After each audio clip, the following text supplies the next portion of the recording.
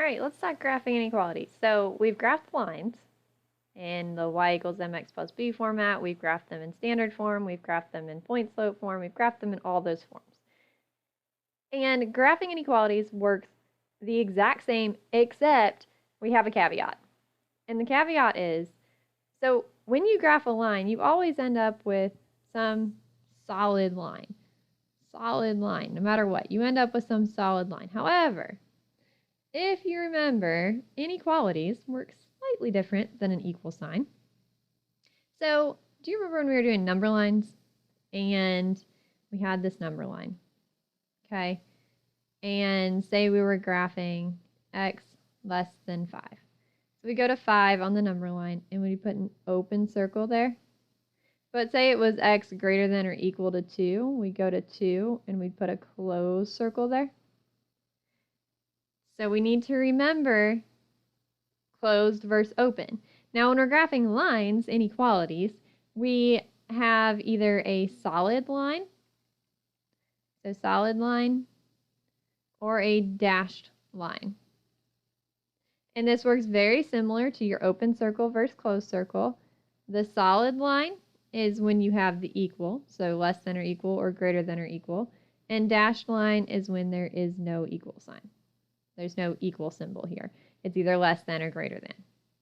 So if we look at this one, first off the bat, we're going to say, okay, this is a less than. So we're going to have a dashed line. From there, however, we just graph it like a regular line. So our slope is 2/3, and our y-intercept is 6. So we'll go 1, 2, 3, 4, 5, 6. Okay, so we'll go up to 6, put a dot.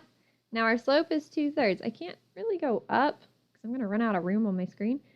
But if you remember, 2/3, positive 2 over 3, is the same thing as a negative 2 over a negative 3. Negative over a negative is a positive. So I can go down 2, 1, 2, and left 3. 1, 2, 3. Okay, and I'll put a dot there. Alrighty. So now I'm going to put one more just so that we have an accurate line here. All right, so down 2 and over 3. Okay, now let's draw this line to the best of our ability. And I'd like to extend it. Still trying to figure out how to use this tool.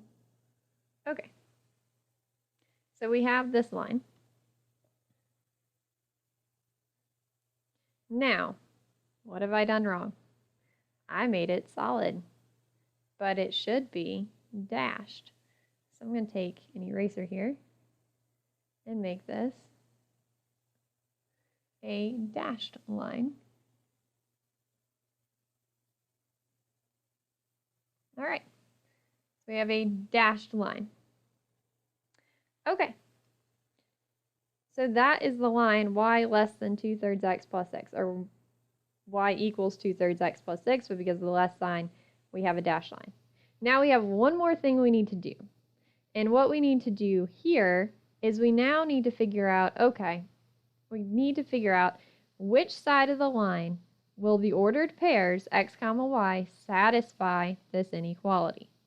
Because there's an infinite number of x-y combinations that can satisfy this inequality. So we need to figure out on which side of the line do those actually occur. So I'm going to pick 2 test points, one on each side of the line. So I'm going to pick 0, 0 over here. If 0, 0 is an option, I highly recommend it. I always use 0, 0 if it's an option. And it is. It's on the right side of this line. And then I'm going to pick, let's see, negative 3, comma 6. So I did 0, 0, and 1, 2, 3, 1, 2, 3, 4, 5, 6. Negative 3, comma 6. So those are my test points. So then I'm going to take those test points and I'm going to plug them in to this equation. So first I'm going to do 0, 0. So I'd have 0 is less than 2/3 times 0 plus 6. I get 0 less than 6. That is correct. That satisfies it. So I'm going to shade in this side of the graph. So every single ordered pair to the right of this line will satisfy this inequality. So just to double check, make sure, let's plug in negative 3 comma 6. We'd have 6 is less than 2/3 times negative 3 plus 6. And I have 6 less than or equal to negative 2 plus 6. 6 is less than or equal to 4. That is not, oh, I don't know why I put equal to's there. My bad. Hold on. We definitely don't have equal to's. It's just less thans. Less than, less than, less than. Okay, so this does not work. That is not true. 6 is not less than 4. So all the ordered pairs to the left of the line don't work, so we do not shade that side. We only shade the side where all the ordered pairs would work, which is to the right.